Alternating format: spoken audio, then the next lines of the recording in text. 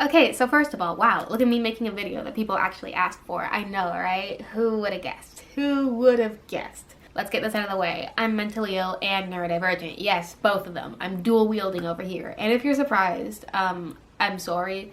I thought it was obvious, the fact that I'm like, a fidgety, eccentric, tortured artist, toy collector, I'm basically just a mess of tropes for neurodivergent and mentally ill people. And oh god, just for the record, neurodivergent and mentally ill are going to be used in two different things here. Look at it this way: it's wiring versus chemistry. I'm getting off topic. I had a script that I was supposed to follow. What does the script say? I'm not gonna bother listing all my disorders, because who cares? I might do that in a later video though, because I've had a lot of potential labels thrown at me over the years, and some of them I agree with, some of them I think are total nonsense. Anyways, what you're here for. I started sertraline in April of this year after completing my second year of university. My mental health had been on a steady decline since last fall, but then something really messy happened in February. I was nearly institutionalized and I ended up going to the urgent mental health facility in my city.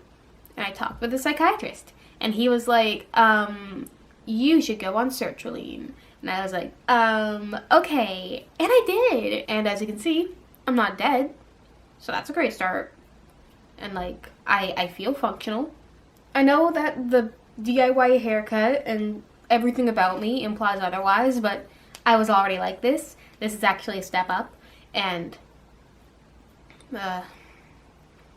all these pauses, all these scatterbrain pauses and stuff also happened before I went on medication. I'm literally just like this. Where was I? Yeah, no, I was prescribed sertraline, and that's what you're all here for. So let's hop into the voiceover dimension and talk about sertraline. Okay, hi. This is what my sertraline looks like. It's an SSRI, specifically a version of Zoloft, I think, which is funny because I was nearly prescribed SSRIs in second grade for my severe OCD symptoms.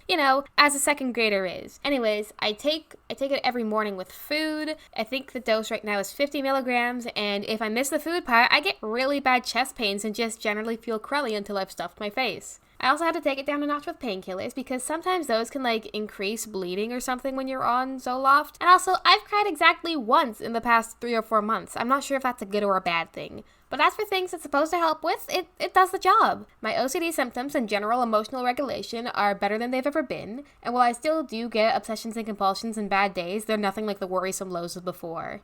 Now, there was one major fear I had before going on this medication. Would it affect my creativity? Would it somehow take my creativity away? If you're wondering, the short answer is no. No, I'm not less creative since starting medication. Actually, my creative output has gone up, if anything.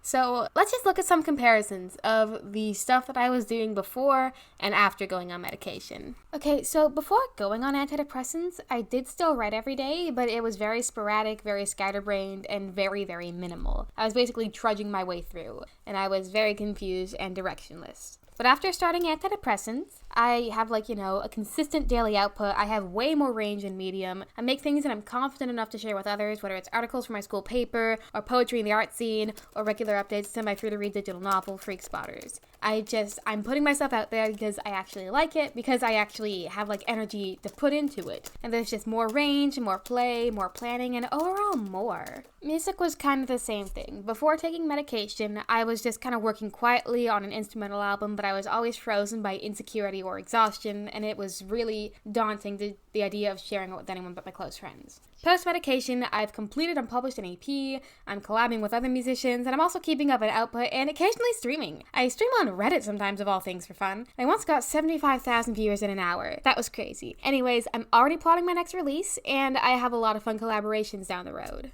As some of you know, I also dabbled in visual art before going on medication, but it was depressingly slow because I was frozen by insecurity or exhaustion, and I couldn't really imagine anyone valuing my art. Also, I could only really sit down and do it for 15 minutes at a time, so I never got more than a sketch. And occasionally I'd ink something, but I'd always end up hating the inking and stuff. I barely drew, and I was always intrigued by other forms of visual art like photography, short films, and graphic design, but I was just too shy to try them.